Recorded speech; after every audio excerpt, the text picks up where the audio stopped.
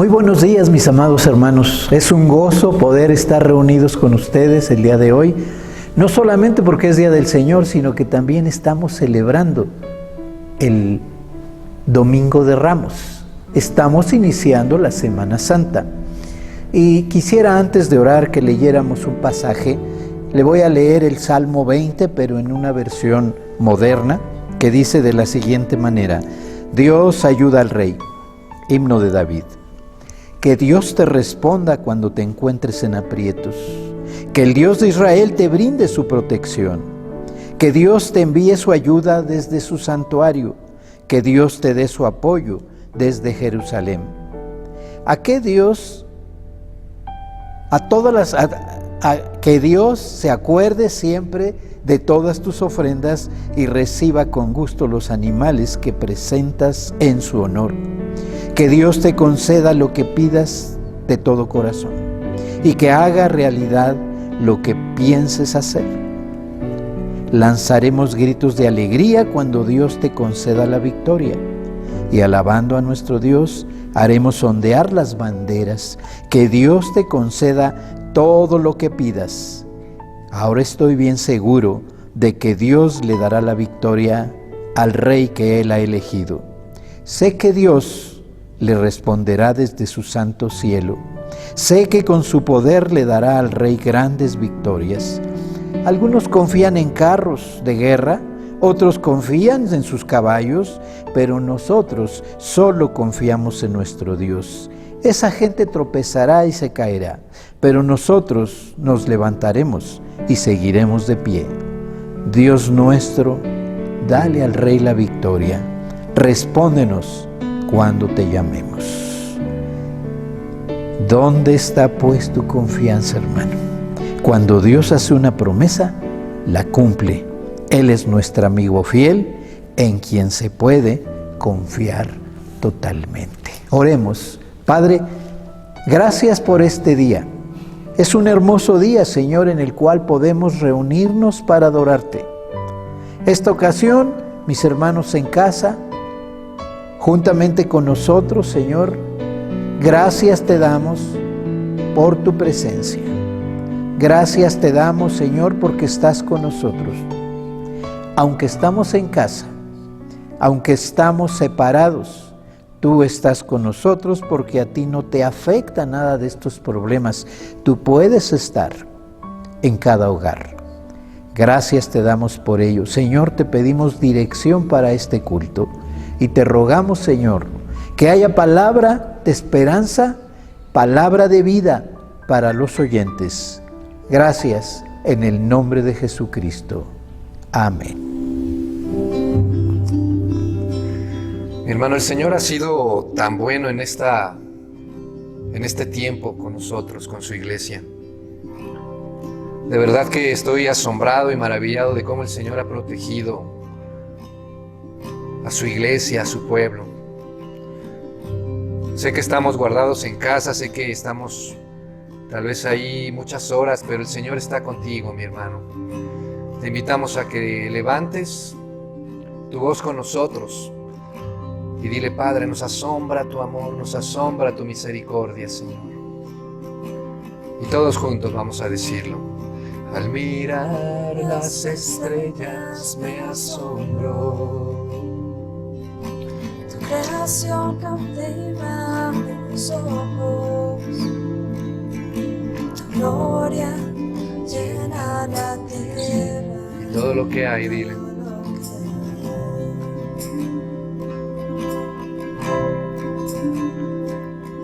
Estoy maravillado ante tu majestad. Tu amor es un sello que en mi alma está. Solo quiero estar cerca de ti, alaba, Padre. Y dile: y no hay suficientes palabras, y no hay suficientes palabras dentro de mí. Mi adoración se resume al cantarte santo.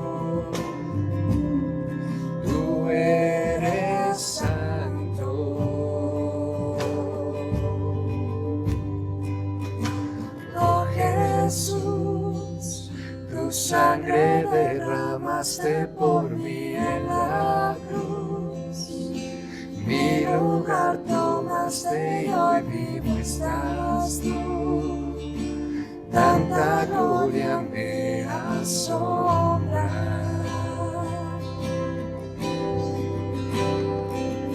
Temblando estoy, pues nadie más me ha amado tanto como soy.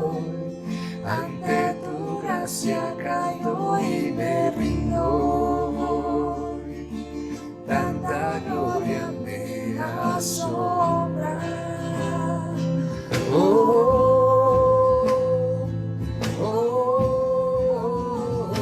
Me asombra. Una vez más, dile, estoy maravillado. Estoy maravillado ante tu majestad. Tu amor es un sueño que en mi alma está. Solo quiero estar cerca de ti. Abba, Padre. Y no hay, díselo, y no hay suficientes palabras dentro de mí. Mi adoración se resume a cantarte santo. Tú eres santo. Dile, oh Jesús, oh Jesús, tu sangre derramaste por mí en la cruz. Mi lugar tomaste y hoy mismo estás tú. Tanta gloria me asombra. Temblando estoy, pues nadie más me ha amado tanto como soy. Ante tu gracia caigo y me rindo hoy. Tanta gloria me asombra.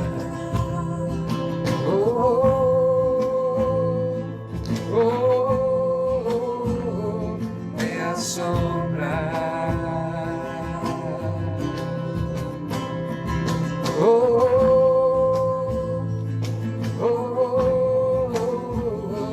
Me asombra. Una vez más, dile, me asombra, Señor.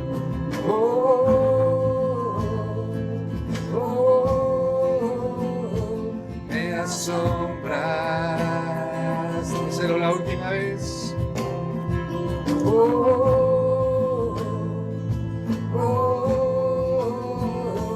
Me asombras.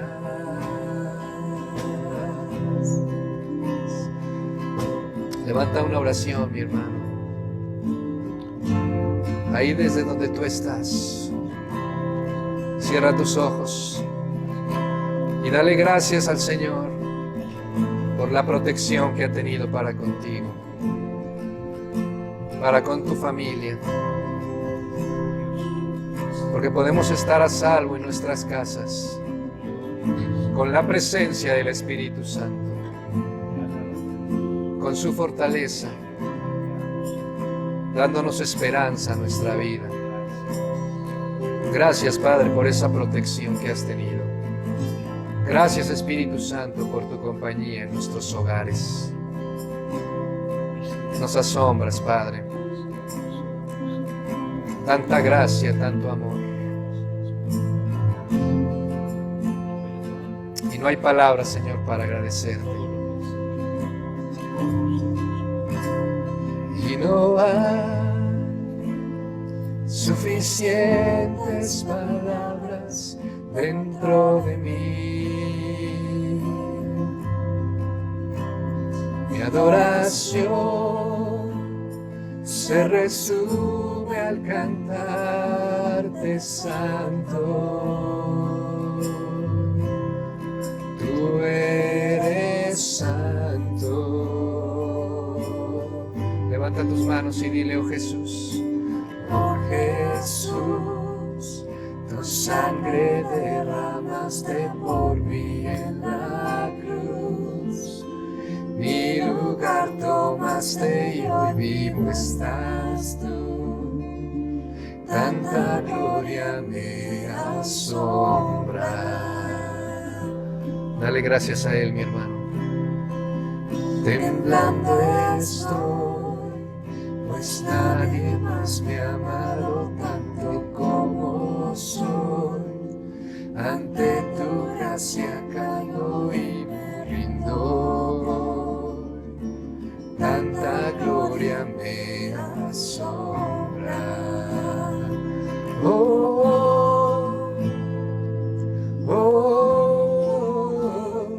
Me asombra. Dile, me asombra, Señor.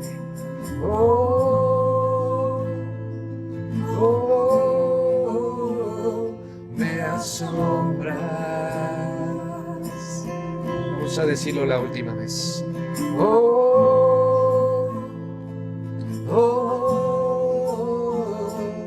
Me asombras.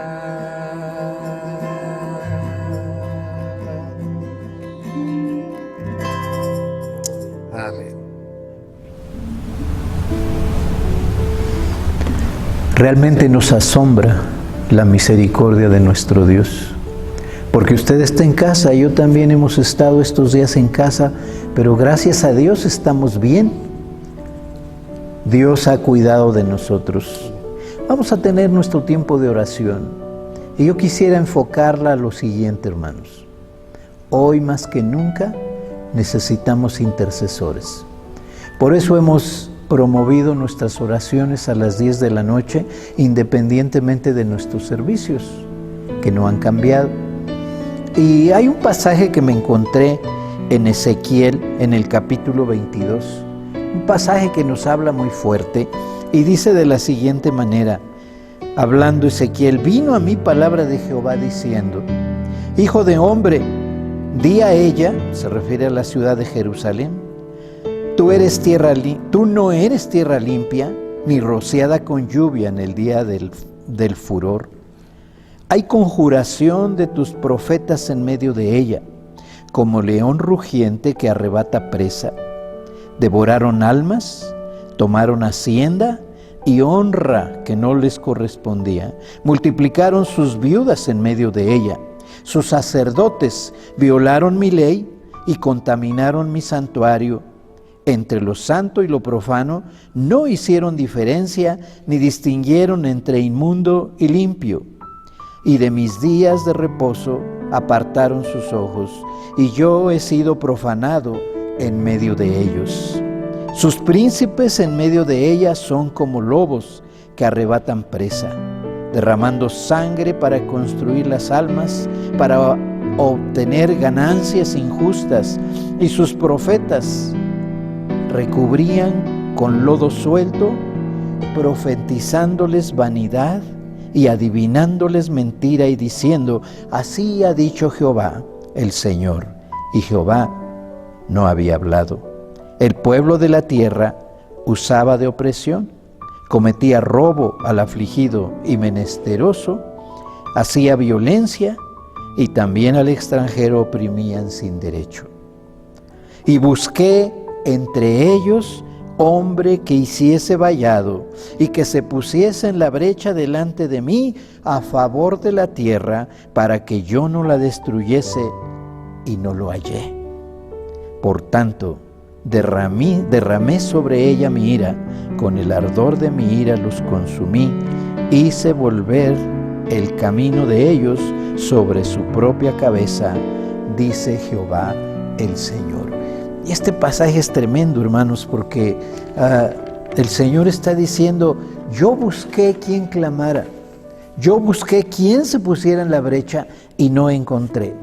Y leyendo este pasaje, hermanos, a mediados del año pasado podíamos ver en las noticias que no hablaba de otra cosa más que de fraudes sobre fraudes, muerte sobre muerte de gente inocente, y los líderes anteriores de nuestra nación se asociaron con los malos. No hubo justicia en muchos años, para ser claro, en 2 sexenios. Fue un asunto tremendo. Muy parecido a lo que nos dice este pasaje donde el Señor castiga el pecado de Jerusalén a causa de los líderes de gobierno civil, líderes de gobierno eclesiástico, corruptos, derramadores de sangre, calumniadores, recibían precio para derramar sangre. El verso 31 dice: por tanto derramé sobre ellos mi ira, y con el ardor de mi ira los consumí. Lo más triste es que en su misericordia, que es inagotable, Dios buscaba, dice el verso 30, quien hiciera vallado y que se pusiese en la brecha delante de mí a favor de la tierra, para que yo no la destruyese. Y no hallé a nadie. El Señor dice: no hallé hombre alguno. Yo creo que en ninguna parte de la Biblia, hermanos, se presenta más claramente la importancia de la oración de intercesión. Y me llama poderosamente la atención en este pasaje que una sola persona, por medio de la oración y de intercesión, puede hacer que Dios suspenda su juicio sobre una nación pecadora. Quiero invitarle a orar y quiero invitarle, hermano, a ser intercesor. Hay mucha gente sufriendo en este momento. Hay mucha gente afectada psicológicamente. Oremos por ellos. Padre, gracias, Padre, porque podemos tener ese amor y esa misericordia de ti al estar en paz. Señor, sabemos que se están generando muchos problemas en todo esto, pero intercedemos, Señor, por nuestra nación, pero también intercedemos por nuestra iglesia. No permitas, Padre, que después de esta crisis haya despidos masivos, que haya situaciones difíciles. Te rogamos, Señor, por nuestra nación, te rogamos por nuestra gente, te rogamos por nuestra iglesia. Pero también, Padre, te ruego que cada uno de nosotros nos levantemos, Señor, para orar y para clamar por esta nación. La palabra tuya, Señor, dice que si nosotros nos levantamos, nos humillamos y pedimos perdón, Señor, tú vas a oír. Y de acuerdo a este pasaje, Señor, queremos cada uno de los miembros de nuestra iglesia ser intercesores por esta nación, ser intercesores por nuestra gente. Señor, gracias por tu misericordia, pero te rogamos, continúe, Señor, en esta misericordia. También rogarte, Padre, porque los hogares de nuestra iglesia y de nuestras gentes que nos rodean tengan lo necesario en medio de esta crisis. Padre, te estamos rogando por todos ellos, por nuestro país, y agradecerte, Señor, porque tu mano poderosa ha sido sobre nuestro país, ha sido benigno con cada uno de nosotros. Gracias, gracias en el nombre de tu Hijo Jesús, nuestro bendito Salvador. Amén.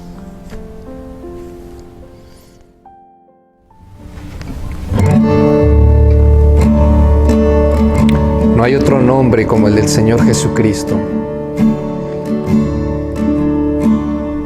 Grande y poderoso.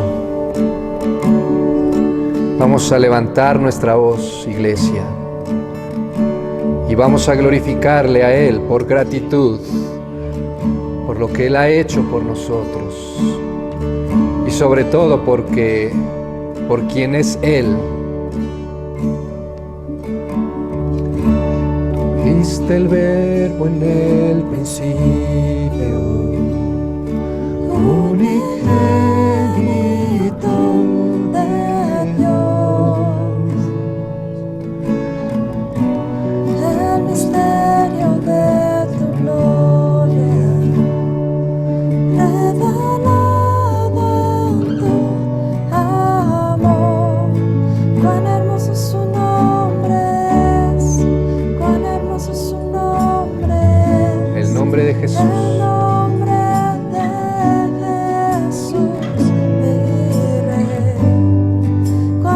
hermoso su nombre es, nada se iguala a él. Cuán hermoso su nombre es, no hay otro nombre.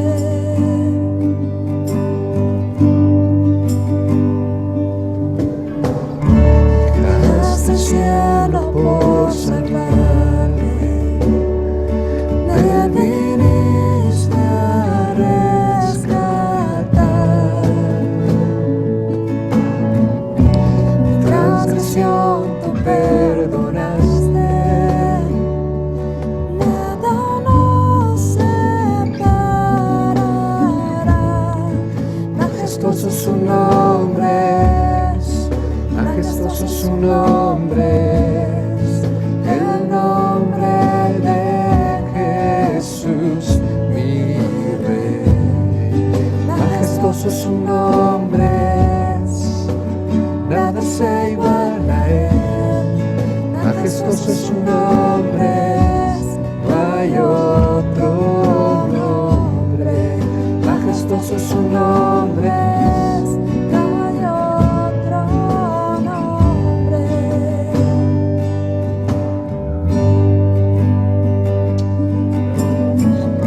Ahí en donde estás, cierra tus ojos y levanta una oración a Él. Y levanta la gratitud desde tu corazón. Y dile gracias, Padre, por tu bondad, por tu protección a nuestra vida.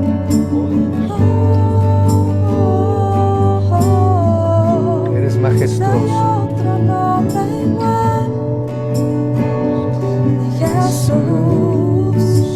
La muerte venciste, el velo partiste, la tumba vacía ahora está. Los cielos declaran, gloria proclaman, resucitaste majestad. Inigualable, incomparable, hoy y por siempre reinarás. Tuyo es el reino, tuya es la gloria, tuyo el poder, la autoridad. Poderoso su nombre es, poderoso su nombre es, el nombre de Jesús, mi Rey. Poderoso su nombre es, nada será de él. Poderoso su nombre es, no hay otro, no. Inigualable, dile. Inigualable, incomparable, hoy y por siempre reinarás. Tuyo es el reino, tuya es la gloria, tuyo el poder y autoridad. Poderoso su nombre es, poderoso su nombre es, el nombre de Jesús, mi Rey. Poderoso su nombre es, incomparable ser. Poderoso su nombre es, no hay otro nombre. Poderoso su nombre es, no hay otro nombre. Poderoso su nombre es, no hay otro nombre.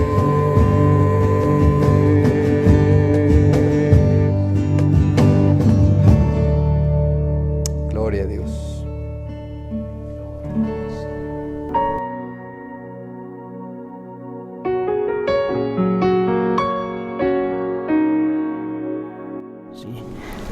Buenos días, mis hermanos. La reflexión del día de hoy la tenemos en el Evangelio de Marcos, en el capítulo 11, versículo del 1 al 11.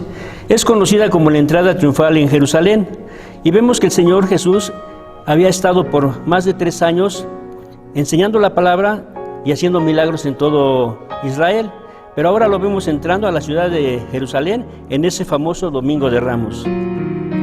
Y esto va a provocar, mis hermanos, que haya una reacción en cadena que culminará con su muerte en la cruz. Durante esta fiesta que se celebraba en Israel con motivo del día de la Pascua, ¿sí? Vemos el Señor no entra como los grandes conquistadores que están dispuestos a aplastar toda resistencia, sino que entra como un rey que asume la posición de un siervo para dar su vida en rescate por muchos. No llega a Jerusalén montado en un caballo ni rodeado de ejércitos armados, sino que entra montado en un pollino, hijo de asna, rodeado de sus discípulos y de una gran multitud que le aclamaban, sin tener muy en claro o comprender la naturaleza de su reino. Cristo entró a Jerusalén para ser entregado a un procurador romano por los líderes religiosos de su nación y ser condenado a muerte durante la fiesta de los judíos, donde ellos estaban sacrificando miles de corderos cada año, conforme a la ley mosaica, corderos que nunca podían quitar los pecados de nadie. Todos estos sacrificios más bien apuntaban al sacrificio que ocurriría el próximo viernes, ¿sí?, de esa semana, cuando el Señor Jesucristo sería llevado a la cruz como el verdadero Cordero Pascual que quita el pecado del mundo. La muerte de Cristo es el tema central de toda la Escritura. La muerte de Cristo es el punto focal de toda la historia humana. Es la línea divisoria entre los que se pierden y los que se salvan. Este pasaje ha sido conocido como la entrada triunfal, pero más que una entrada triunfal, es una falsa coronación del verdadero rey, como veremos más adelante. Porque ciertamente Jesús es el Mesías del que habló el profeta en el Antiguo Testamento, ¿sí? Él es el hijo de David, que había de sentarse para siempre en el trono de su padre. Pero la mayoría de las personas que estaban ahí ese Domingo de Ramos aclamando a Jesús no entendían ni tenían idea de la clase de rey que él era, ni qué tipo de reino venía a implantar a la tierra. De hecho, ni siquiera sus discípulos, ¿sí? En el Evangelio de Juan, Juan nos dice que sus discípulos entendieron todo esto que estaba sucediendo este domingo después de la resurrección del Señor. Así es de que ni siquiera sus discípulos tenían una clara idea de lo que estaba pasando ahí, ¿sí? Esta reflexión la dividí en 3 partes. La primera es donde Marcos nos muestra a Jesús como un rey soberano que entra, o que tiene el control más bien absoluto sobre todas las cosas.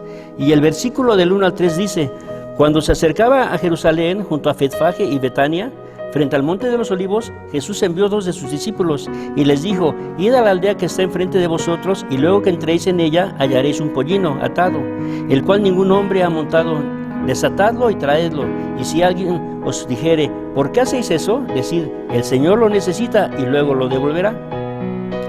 El Señor se está dirigiendo a la ciudad de Jerusalén desde Jericó, ¿sí?, donde Jesús había dado la vista al ciego Bartimeo, ¿sí?, y va rodeado de sus discípulos y de una gran multitud.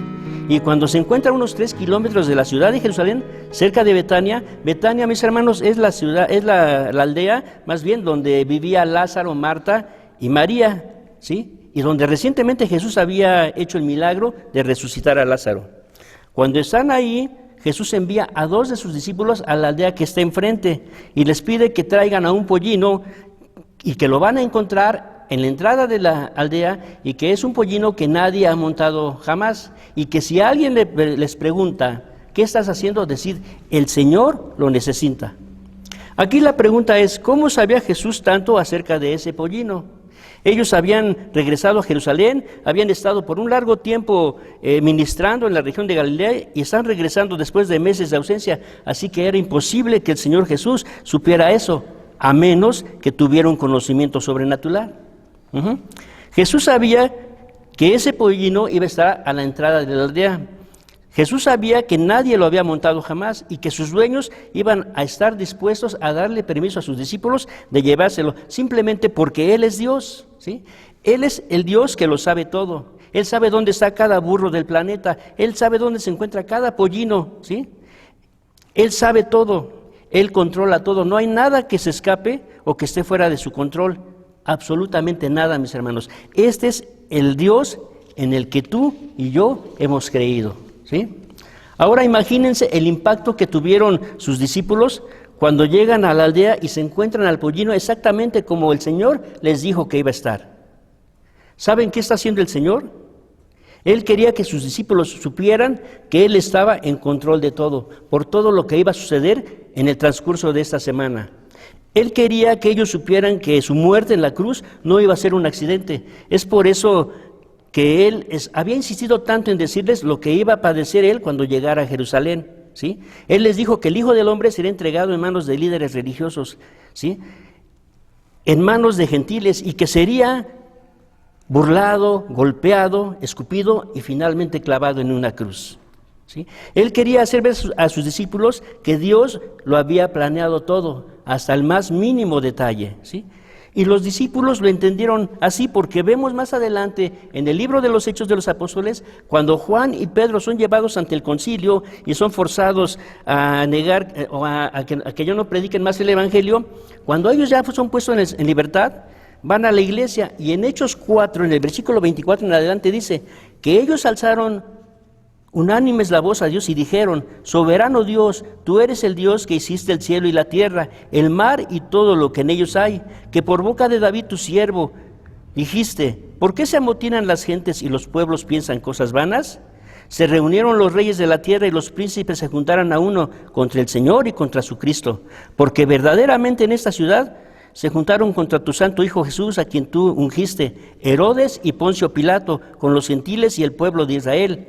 Ahora, para hacer cuanto tu mano y tu consejo habían antes determinado que sucediera. Los discípulos, mis hermanos, habían entendido, ¿sí? El destino del Señor Jesús no estaba en manos de los líderes religiosos, tampoco estaba en manos del gobierno de Roma.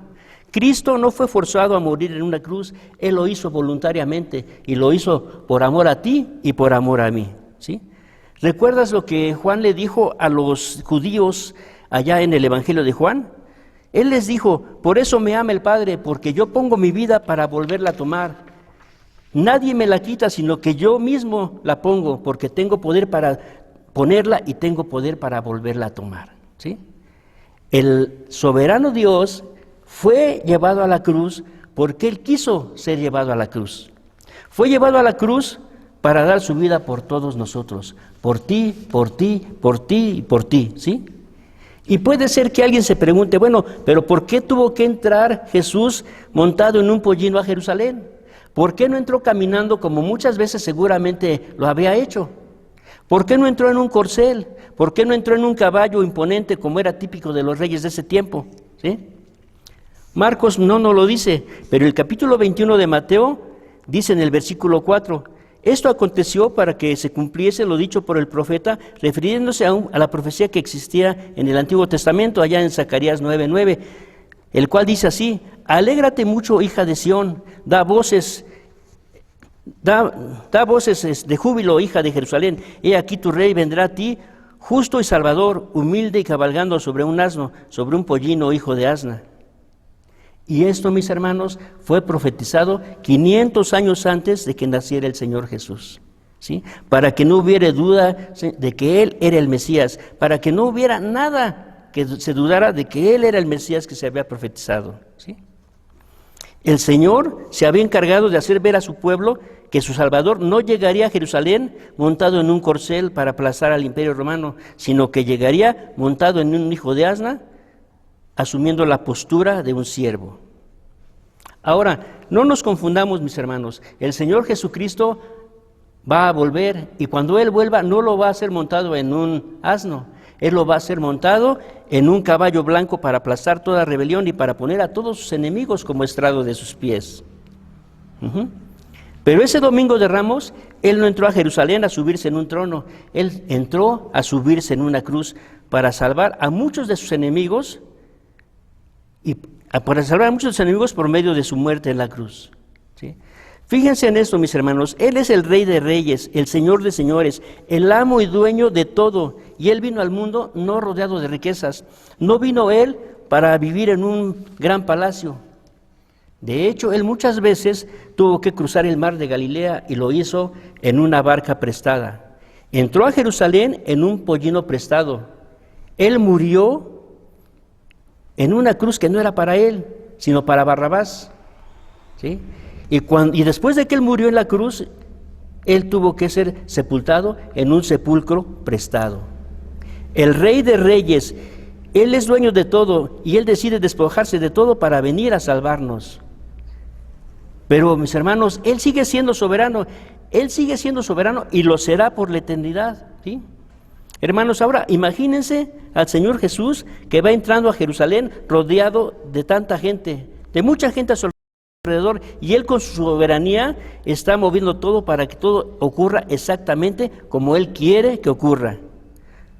¿Ustedes se imaginan la tranquilidad que eso nos da? Porque a veces pensamos que el mundo se mueve a tontas y locas, pero no, el Señor tiene el control, Él es soberano, Él es el Rey, ¿sí? Todo sucedió exactamente como Él dijo que iba a suceder y como lo había profetizado Zacarías, incluyendo la algarabía del pueblo de Israel. Alégrate mucho, hija de Sión, da voces de júbilo, hija de Jerusalén, he aquí tu rey vendrá a ti, y fue así exactamente como fue recibido en la ciudad de Jerusalén. Y esto nos da paso al siguiente punto de la reflexión. En Marcos 11, de versículos del 7 al 10, dice así: y entregaron el pollino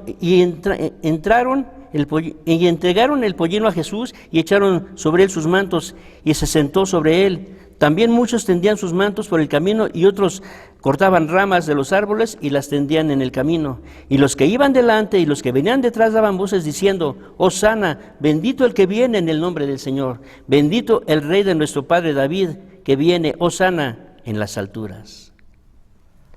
Cuando sus discípulos le llevaron el pollino a Jesús, le colocaron mantos sobre el animal para que él se sentara, y así fue como el Señor Jesús entró a Jerusalén, ¿sí? Donde fue recibido por una gran multitud que le aclamaba frenéticamente. Durante esa Pascua, mis hermanos, durante esa fiesta de Pascua en Jerusalén, la gente se triplicaba por la cantidad de peregrinos que llegaban de todas partes del imperio, ¿sí? Algunos comentaristas dicen que en esa Pascua se habrían de reunido alrededor de 2 millones de personas, ¿sí? De ahí que se deduce que Jesús fue recibido por miles y miles de personas. Por eso es que Marcos dice que los que iban delante y los que venían detrás daban voces diciendo: Hosana, bendito el que viene en el nombre del Señor. Había multitudes delante de él y detrás de él, ¿sí? Que le seguían por el camino. Y por el Evangelio de Juan sabemos que muchos de ellos venían o los venían siguiendo, ¿sí? Y eran testigos o habían sido testigos de la resurrección de Lázaro. Por eso había muchos curiosos y frenéticos. Recordemos que Jesús viene desde Jericó y aparentemente se detiene en la casa de Lázaro, ahí en Betania, 3 kilómetros de Jerusalén. Y desde ahí manda a 2 de sus discípulos a buscar el pollino. Y ahora Jesús completa la historia y dice: gran multitud de los judíos supieron entonces que él estaba allí y vinieron no solamente por causa de Jesús, sino también para ver a Lázaro, a quien había resucitado de los muertos. Pero los principales sacerdotes acordaron dar muerte también a Lázaro, porque a causa de él muchos de los judíos se apartaron y creían en Jesús. El siguiente día, grandes multitudes que habían venido a la fiesta, al oír que Jesús venía a Jerusalén, tomaron ramas de palma y salieron a recibirle y clamaban: Hosana, bendito el que viene en el nombre del Señor, el Rey de Israel. Así que toda esta gente que estaba en la casa de Lázaro quería ver al resucitado, quería palparlo con sus manos, quería darse cuenta de ese milagro, de ese portento que había hecho el Señor Jesús, ¿sí? Y ahora vienen junto a Jesús, o ya se habían adelantado a Jerusalén, ¿sí? Y cuando lo vieron venir, comenzaron a dar gritos eufóricos, clamando a Jesús como el Hijo de David, que había llegado como el Salvador de Israel, ¿sí? Esta gente estaba literalmente histérica por la llegada de Jesús. Cientos de años esperando a Jesús y ahora por fin lo ven entrar por las calles de Jerusalén. Marcos dice que muchos tendieron sus mantos por el camino, otros dicen que cortaron ramos en el campo y los pusieron a los pies de él, ¿sí? Como era típico para recibir a un rey en ese tiempo. Y además de eso gritaban: Hosana, Hosana. Aquí la pregunta es: ¿qué quiere decir esa palabra? Sálvanos ahora, te rogamos. Es una oración, ¿sí? Esta es una oración que ellos cantaban, ¿sí? En este momento, esa multitud que estaba ahí, hermano, no tenía duda que Jesús era el gran libertador prometido por los profetas del Antiguo Testamento. Bendito el que viene en el nombre del Señor. Este es un salmo que el pueblo de Israel cantaba en la Pascua. Es un salmo que se encuentra, precisamente esta frase que se encuentra en el Salmo 118. Hermanos, por cientos de años ellos habían cantado este salmo y ahora ven entrar a Jesús, al Mesías prometido, y vuelven a cantarlo, ¿sí? Esta gente parece estar convencida que Jesús había venido para establecer el reino que Dios le había prometido a David. Era una euforia total. Sin embargo, unos días más tarde, muchos de los que estaban allí en esa multitud, aclamando a Cristo como el Mesías, iban a pedir a gritos que fuera crucificado. Esa misma gente iba a pedir que fuera crucificado. ¿Saben por qué? Porque se dieron cuenta que él no era el tipo de Mesías que estaban esperando. Ellos querían un líder político que librara a Israel de una vez por todas del yugo romano. Ellos querían a un rey que les devolviera la grandeza y el esplendor que tuvieron en los días de David, en los días de Salomón. Jesús no era el rey que ellos estaban esperando. Con el paso de los días comenzaron a darse cuenta que él no había venido a dominar, que él había venido a morir por causa de sus pecados. Y lo peor, a manos de los romanos que ellos querían que él expulsara. Hermanos, qué decepción para esta gente. En vez de que atacara el poder de Roma, lo que hizo Cristo fue atacar su religión vacía, su religión ritualista. Esta gente no estaba preparada para un Salvador que muere en debilidad. Esta gente no estaba preparada para un Salvador que pone en evidencia la magnitud de sus pecados y su incapacidad para arreglar sus cuentas con Dios. No, el Mesías que ellos deseaban era uno que pudiera alimentarse a toda una multitud con 5 panes y 2 peces. Ese Mesías sí es el que nos conviene. Ese es el Mesías que queremos, no uno que muera sustituyendo a pecadores en una cruz. Ellos querían uno que cumpliera con sus expectativas mundanas, con sus expectativas terrenales. Pero se encontraron con un Mesías que los confrontaba con sus pecados, con un Mesías que los llamaba al arrepentimiento, que los llamaba a la fe. Así que, hermanos, esta gente estaba aclamando al verdadero Rey, al Rey de gracia, al Rey del perdón, pero lo estaba haciendo con una motivación equivocada. Ellos no sabían realmente quién era ese Rey. Y ¿saben qué, mis hermanos? Tristemente, esto es lo que está sucediendo hoy en día en muchas iglesias evangélicas alrededor del mundo, donde se predica a un Jesús a modo, a un Jesús domesticado, a un Jesús que puede satisfacer todas tus necesidades mundanas, todos sus caprichos, todos sus deseos, todos los anhelos de su corazón. ¿Sí? Mi amigo, mi hermano, déjame decirte que Cristo no es esa clase de rey, ¿sí?, al que tú puedes usar a tu antojo para satisfacer tus deseos egoístas. ¿Sí? Él es un rey que vino a morir en una cruz para pagar nuestra deuda con la justicia de Dios, para librarnos de la esclavitud del pecado, para transformar nuestros corazones egocéntricos en corazones amantes y humildes. A eso es a lo que vino Cristo. Ese domingo de Ramos, esa gran multitud aclamaba a Jesús como rey, pero muy pocos estaban dispuestos a someterse a su autoridad. Porque una cosa es venir y cantar con los ojos cerrados y levantar las manos y cantar que Jesús es maravilloso, y otra muy diferente es estar dispuestos a someterse a la autoridad de Él, ¿sí?, a reconocerle a Él como nuestro verdadero amo, como nuestro Rey absoluto, como el Rey de nuestro corazón, ¿sí? Si alguien pudiera retroceder el tiempo y llegar hasta ese domingo de Ramos, sin saber nada de los evangelios, sin haberlos leído, lo más probable es que llegarían a la conclusión de que Jesús estaba a punto de ser coronado por una multitud que le amaba de todo corazón, que le amaba de veras. Pero esto no fue lo que vio Jesús ese día en Jerusalén, ¿sí? Esto, mis hermanos, nos lleva al tercer y último punto, ¿sí? Marcos 11:11 dice: y entró Jesús en Jerusalén y en el templo, y habiendo mirado alrededor todas las cosas, como ya anochecía, se fue a Betania con los 12. Marcos no aclara qué es lo que estaba pasando por la mente del Señor Jesús en los momentos cuando Él estaba viendo la ciudad de Jerusalén, en los momentos en los que Él estaba viendo el templo, ¿sí? Pero por medio del Evangelio de Lucas podemos ver lo que realmente había en esa mirada del Señor.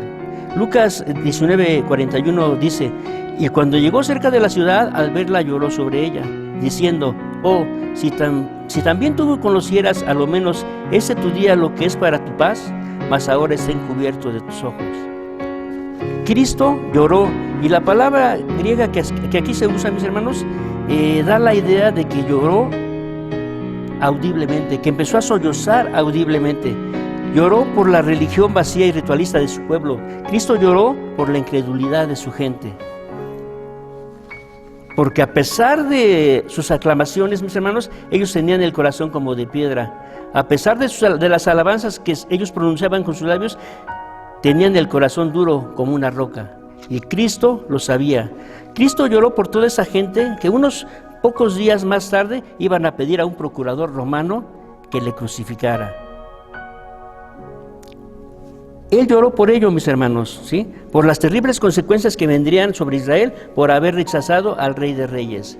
Sigue diciendo Lucas 19:43, porque vendrán sobre ti días cuando tus enemigos te rodearán con vallado y te sitiarán y por todas partes te estrecharán y te derribarán a tierra a tus hijos dentro de ti y no dejarán en ti piedra sobre piedra por cuanto no conociste el tiempo de tu visitación. Esto la verdad que sí es muy triste y muy lamentable. Es una situación pues muy tremenda, ¿sí? Porque 40 años más tarde, el general Tito sitió la ciudad de Jerusalén precisamente en una fiesta de Pascua, cuando la ciudad estaba repleta de peregrinos, y la sitió y no permitieron la entrada de nadie, ni entrada ni salida, y cortaron todo suministro, a tal suerte que dice Flavio Josefo que muchas gentes tenían que coser las correas de sus calzados para poder comer. Y finalmente, en el mes de septiembre del año 70, los soldados romanos entraron a la ciudad en una orgía de violencia, destruyendo el templo y no dejando piedra sobre piedra. Se calcula que en esa fiesta, en esa masacre, murieron alrededor de 1 millón de judíos. 1 millón de judíos murieron en esa masacre, y los que sobrevivieron fueron vendidos como esclavos. Mi amigo, mi hermano, es que no es poca cosa rechazar a ese rey. Jesús observó la ciudad que Dios había escogido para que ahí fuera morada de su nombre. Él escogió a esa ciudad, la ciudad amada, la Santa Jerusalén, y Cristo lloró por la incredulidad y por la dureza de los corazones de ese pueblo que ese domingo de Ramos lo aclamó con tanto entusiasmo. Hermanos, una pregunta que me hice al estar preparando este estudio es: ¿qué sentirá el Señor en muchas iglesias el día de hoy? ¿Qué sentirá en medio de las alabanzas y aclamaciones que se escuchan en muchas iglesias el día de hoy? Porque se puede ser inmensamente emocional en la alabanza con un corazón que no ha querido someterse a la voluntad de Dios. Se puede ser inmensamente emocional en la alabanza con un corazón que sigue siendo rebelde a Dios. Aunque también debemos decir que podemos ser muy emocionales con un corazón humilde y sumiso que reconoce a Jesús como el verdadero Rey de nuestras almas. El problema no está en las emociones, sino que éstas correspondan a una verdadera adoración y obediencia al Señor. Hermanos, que el Señor nos ayude para que nosotros no seamos como esta multitud, que no seamos culpables de poner delante de Él nuestros mantos, o de ondear nuestras palmas, ¿sí? O de aclamarle con una alabanza que esté totalmente vacía de verdadera devoción a Él. Porque esto se puede hacer. Que el Señor nos libre, mis hermanos, que el Señor nos ayude para que Cristo sea recibido el día de hoy como el verdadero Rey de nuestros corazones.